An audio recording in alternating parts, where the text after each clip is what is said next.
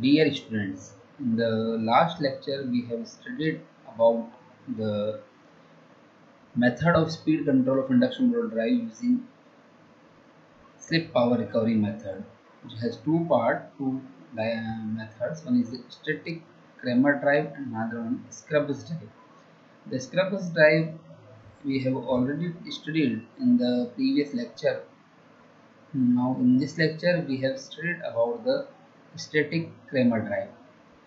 The Kramer drive is the extension of the static Scrubbers drive, just like a Scrubbers drive, but the changes is that uh, in the circuit of Kramer drive, instead of feeding power to the main supply, we have used a DC motor here, which is mechanically coupled to the induction motor. So the load can be shared by both the motors. So in this circuit, this is the rectifier which converts the AC into the DC, and this DC is fed to a DC motor which can be controlled by the field excitation of this DC motor, and both the motors are mechanically coupled to each other. And there is another way to control the speed. We can, instead of the diode, we can use the thyristor switches, so we can control the speed of DC motor. So in this circuit, in this method, rotor slip power is converted into DC by diode bridge, and like to the Scrubbers drive. The DC power is now fed to DC motor, mechanically coupled to the induction motor. You can see here, torque supplied to load is sum of torque produced by induction motor and DC motor.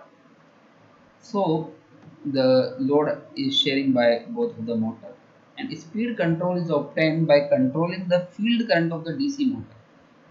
So there is a two line, one for the VD2 and another for VD1, and for different field current we can see here there are two different lines. It is for field current IF1 and it is for field current IF2, and the operation is carried out where VD1 equal to the VD2. So there are 2 points of operation, either point A or either point B.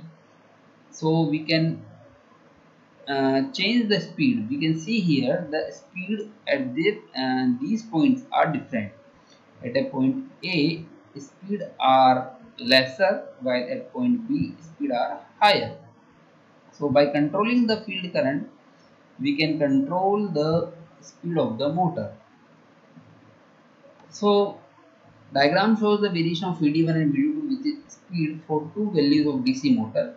Field current steady static operation is obtained when VD1 equal to the VD2. Another way to control the speed, instead of diode bridge rectifier, we can use the thyristor switches. So for this case, we can control the VD1 instead of VD2. VD2 we can keep constant for the constant field. Field current is constant at IF1, and now VD1 can be changed by controlling the firing angle of the thyristor. So there is a two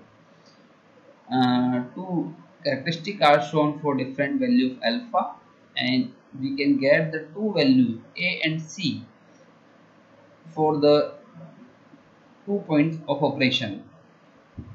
So instead of controlling VD2, we can control the VD1, and according to that the speed can be controlled. At a point A, speed is higher, at a point C, speed is lower.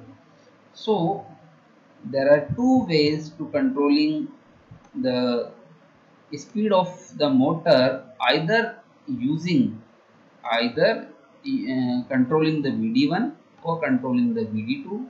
VD2 can be controlled by controlling the field flux or field current, in the field flux of field current IF, and